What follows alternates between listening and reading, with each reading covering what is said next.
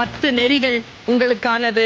1, வெற்றி பெறும்போது யாரிடத்திலும் பேசாதே. Don't talk when you are nearing your victory. வாயை மூடிக்கொண்டிரு. Shut your mouth. உன் திட்டங்களை குறித்து யாரிடத்திலும் பேசாதே. நிறைவான முடிவுக்காக காத்திரு. நீ சொல்றதுக்குள்ள இன்னொருத்தன் அதே ப்ராஜெக்ட கொடுத்துருவான். சேலாத்.